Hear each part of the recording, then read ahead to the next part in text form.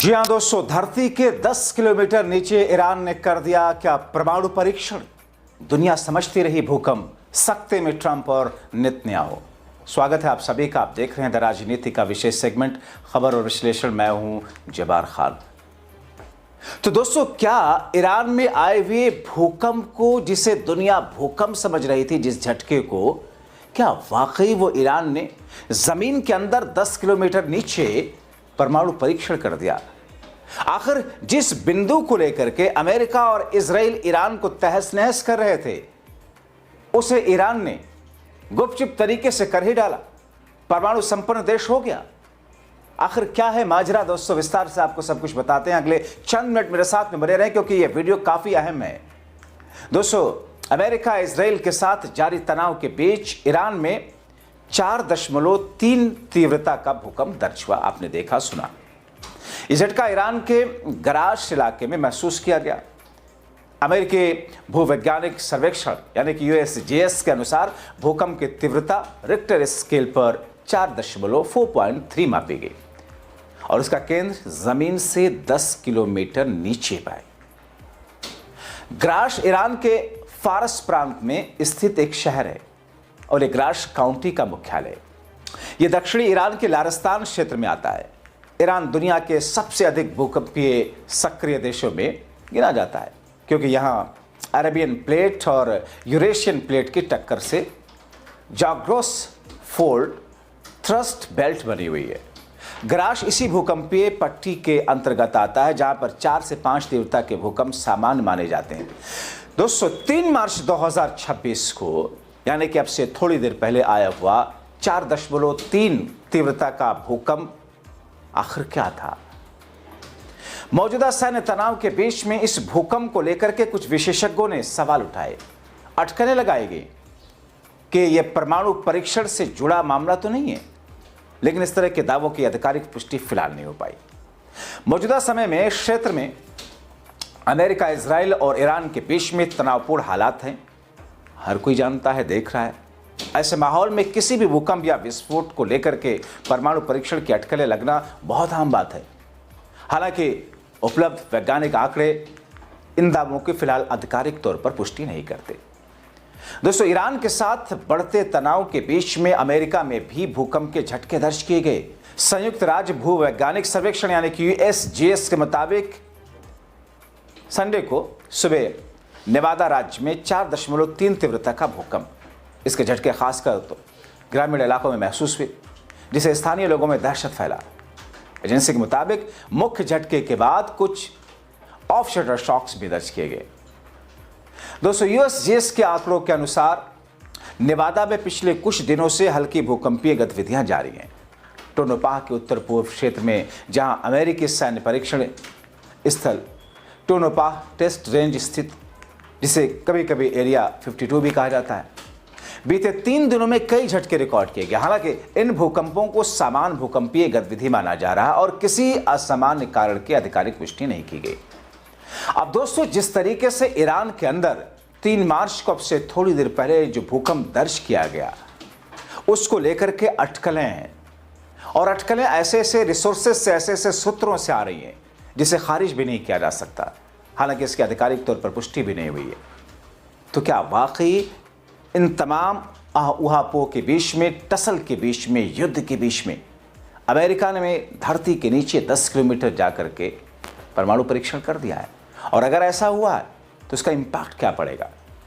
क्योंकि दोस्तों, ईरान की रणनीति, ईरान की गतिविधियां, ईरान का गोल, ईरान का टारगेट, ईरान का अमेरिका को कदमों के जूती के तौर पर समझना, इजराइल को मानने को तैयार ना होना, यह हद से नहीं है।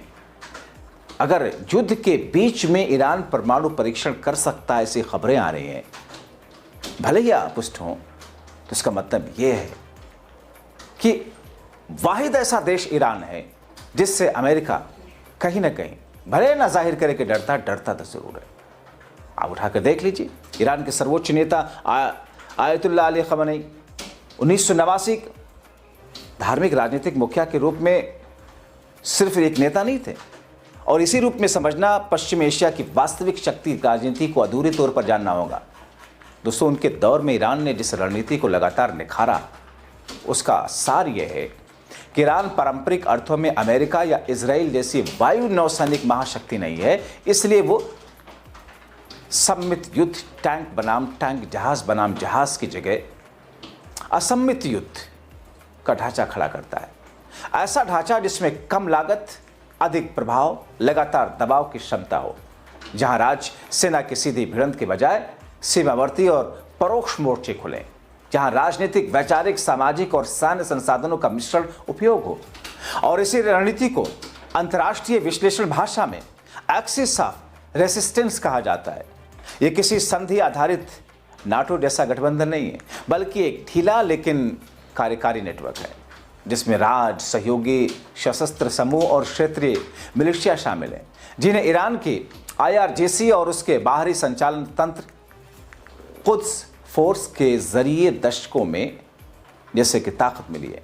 ये नेटवर्क ईरान के लिए 3 तौर पर काम करते हैं एक साथ। इजराइल और अमेरिका के विरुद्ध फॉरवर्ड डिटरनेंस यानी कि अग्रिम प्रतिरोधक क्षमता। नंबर 2, क्षेत्रीय प्रतिस्पर्धा, विशेषकर खाड़ी के प्रभाव को संतुलित करना। नंबर 3, ईरान की घरेलू व्यवस्था के लिए क्रांतिकारी वैधता के निरंतर आपूर्ति करना।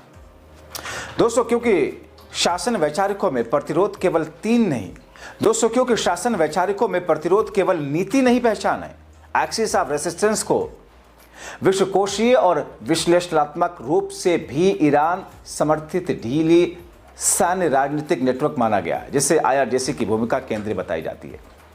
अब दोस्तों, क्या ये वाकई जिस तरीके से ईरान ने जो रणनीति अपनाई और जिस तरीके से इजराइल और अमेरिका के दांत खट्टे करने में अभी तक जो कामयाबी हासिल की है, और 3 मार्च आते यानी कि चौथे दिन युद्ध के, क्या उसने वाकई कर दिया या फिर भूकंप था?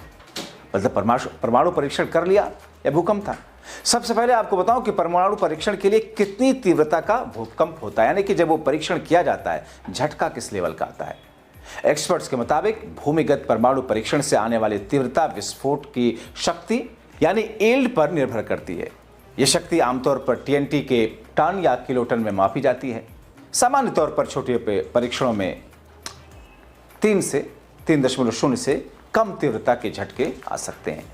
मध्यम स्तर के परीक्षण में 4.5 से 5.5 तक के झटके पैदा कर सकते हैं। बड़े परीक्षण से झटके 6.0 या उससे ज़्यादा मैग्नीट्यूड तक दर्ज होते हैं। जैसे कि उत्तर कोरिया के 2016 के परमाणु परीक्षण में, जहां पर 5.1 तीव्रता का झटका दर्ज किया गया था। 2017 के बड़े परीक्षण में 6.3 मैग्नीट्यूड तक कंपन महसूस की गई थी। परमाणु परीक्षण से पैदा हुई तरंगे और प्राकृतिक भूकंप की तरंगे अलग अलग होती है। हालांकि दोस्तों, भूकंप में प्लेटों की टक्कर से ऊर्जा निकलती है, जबकि परमाणु परीक्षण में अचानक विस्फोट से ऊर्जा फैलती है।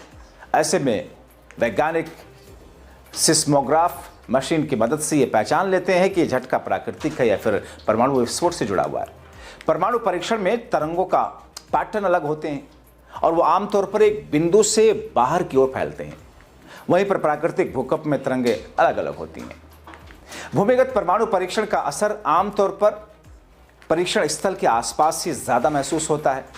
अधिकतर मामलों में 50 किलोमीटर से ज़्यादा दूरी तक का नुकसान नहीं होता, और इसके बाद कुछ दिनों तक छोटे ऑफशटर शॉक आ सकते हैं। यह अक्सर ज़मीन के भीतर बने सिंक होल के ढकने की वजह से होता है, और ये अक्सर ज़मीन के भीतर बने सिंक होल के ढहने की वजह से होता है। लेकिन ये प्राकृतिक बड़े भूकंप जैसे व्यापक तबाही नहीं लाते, इसलिए खतरनाक नहीं माने जाते। तो फिर दोस्तों, अगर भले ही इस बात की आधिकारिक तौर पर पुष्टि नहीं की जा रही है, लेकिन इस खबर को खारिज नहीं किया जा सकता कि भूकंप की तीव्रता के आड़ में ईरान ने परमाणु परीक्षण कर दिया। हालांकि यह सब कुछ वक्त के साथ साफ होगा। आप क्या सोचते हैं? अपनी राय कमेंट बॉक्स में ज़रूर लिखें।